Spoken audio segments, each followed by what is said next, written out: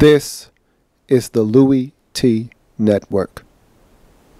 Hey, either you're outside or you're in the lab room.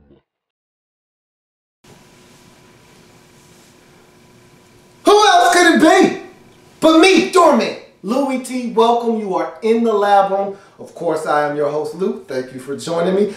Week number 15 in the National Football League. Cleveland Browns, Cleveland Rocks, taking on the Cincinnati Bengals. Intra-state rivalry. Intra-divisional rivalry. AFC North family business. If these two teams say they ain't did it, then they ain't did it. But if they did, well, that's family business and some huge family business to attend to as the AFC North leading Cincinnati Bengals coming into this game at 8-4-1, taking on another team in the playoff hunt, the Cleveland Browns, coming into the game at 7-6.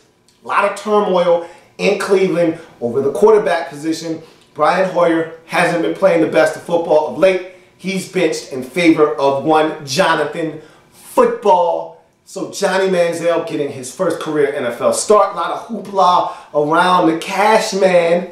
And so a lot on the line here for both of these teams in this football game. Cincinnati's just out to get a win. They're out to stay atop this division. And they're out for revenge.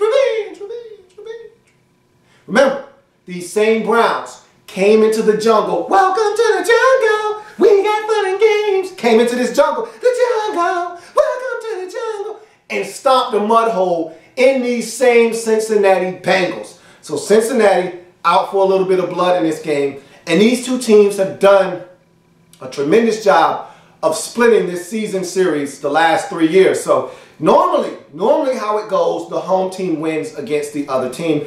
Well, it's a little bit of a role reversal this year. Cleveland came into Cincinnati, won convincingly.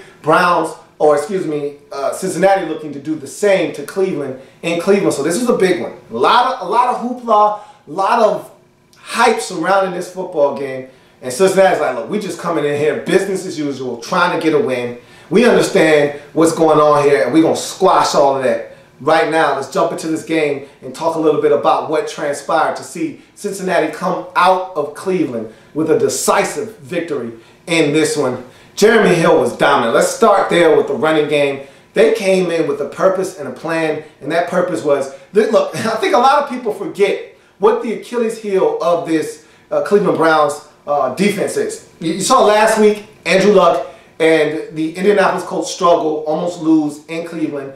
And we talk about how good this Browns defense is, and Mike Pettin has these boys playing. That is very true. Mike Pettin, a great defensive mind, will get the most out of his defense. But the one thing this team can't get around is the fact that they can't stop the run. It's been a problem all season long. You lose Phil Taylor, and he's not coming back. And that's a big problem for this defense. And the reason why they looked so good last week against Indy was because Indy can't run the football. So it really doesn't hurt you when you play against a team like Indy that you can't stop the run, because Indy can't run the football. So they're going to take to the air because that's their strength. And so that played into the strength of the Cleveland Browns. They were able to have a good defensive showing. But I said to myself, don't fall into the trap, guys. If you've been watching the Browns all season long, they don't stop the run. Cincinnati realized that. I thought that was one of the mistakes Cincinnati made the first time around, was they didn't run the football enough. I thought they put the ball in Andy Dalton's hands way too often. We saw what he did in that game. His passer rating was in the toilets. And so they came out with a different frame of mind, because Andy did not play that well in this game, but he didn't have to.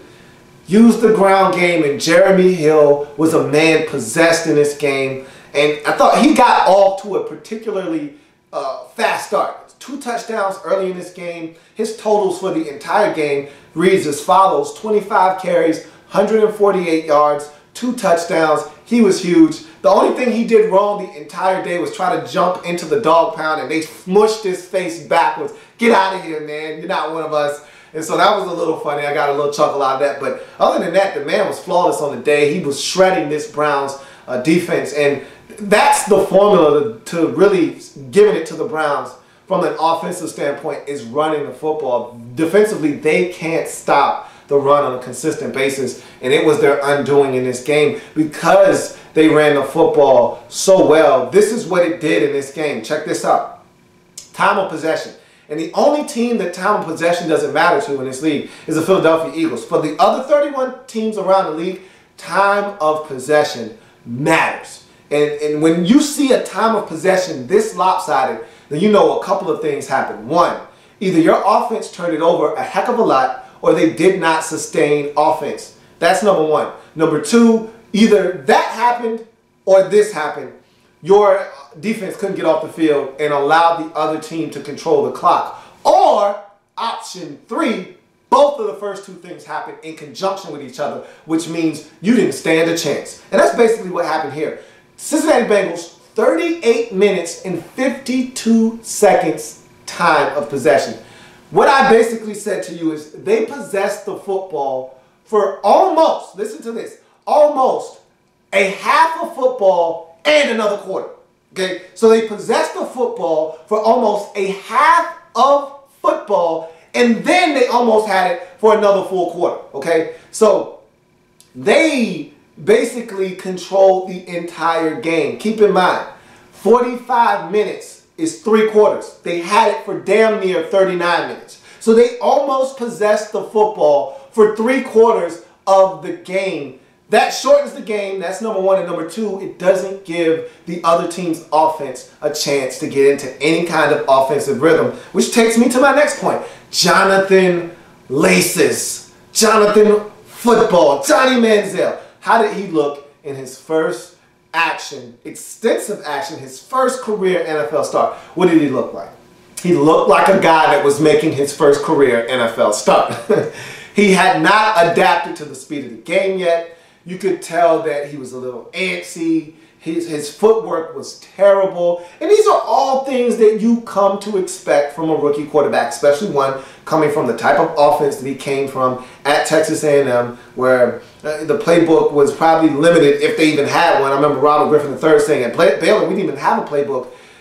When you come into the league and you come from a spread offense and everything is reading off of, read option and guys are running wide open, and of course, the speed of the game changes once you get to the next level. Things happen so rapidly. You have to go through your progressions faster, and guys are much faster. The defenders that are coming at you are much faster. Whereas Johnny in college could get away from a defender and pick up 17 yards on a busted play. That might either be a sack or it might be a 1-yard gain here in the National Football League. There were times where he'd run bootleg, turn around, and as soon as he turned, when you go bootleg, you turn your back to the defense. Any kind of play action fake, you're turning your back to the defense. Well, he would turn around, there would be a Cincinnati Bengals defender in his face. He'd panic. He'd just throw the football, hope and prayer, and those were picked off in this game. He wasn't setting his feet. There were a couple of times guys were open, he'd miss them. There were a couple of times guys weren't open, and he would throw it anyway, make some mistakes. Like one of the interceptions he threw, picked off by Reggie Nelson, the safety, the receiver was open. I mean, he didn't set his feet, didn't get enough on the throw, and so it just hung in the air and gave Reggie Nelson a chance to come 7-10 yards off the ball and pick it off. That's what happens when you don't set your feet, you don't have good footwork, and you rush throws, and he rushed in this game. That interception in the end zone was a backbreaker. I mean, you drive it, that was the best drive they had all game long. You drive it all the way down the field, you get into a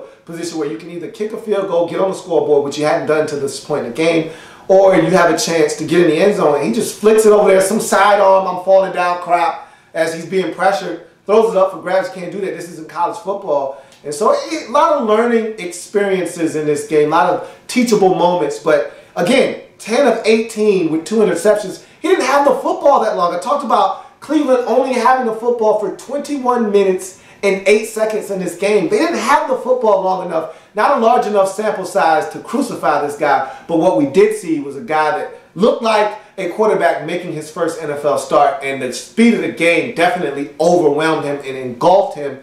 And there's always going to be scrutiny around him, a lot of money, cash signs in his face, and that's something he's just going to have to deal with. He built this persona, so now everyone's going to throw it in his face. You know how NFL guys are. You know, they make a play against you, they're going to taunt you, whether it's Cam Newton and Superman being taunted or whatever you do, somebody else is going to do it when they make a play against you. So he's going to have to deal with the cash signs all the time, but he's going to have to play better. And I think now that the Browns aren't going to make the postseason, it's time for him to develop and them to develop him, because if he's the guy of the future, and I don't know what the Browns' thinking is there, I'm thinking that's what they're thinking, then they need to go ahead and start building on the Johnny Manziel era in Cleveland and just let the guy play and see if you can't build an offense around him that will help him flourish in this league. But it was a rough start for him and the Browns. They struggled, and Andrew Hawkins didn't help out. Johnny Manziel had an opportunity early in the game to catch the football.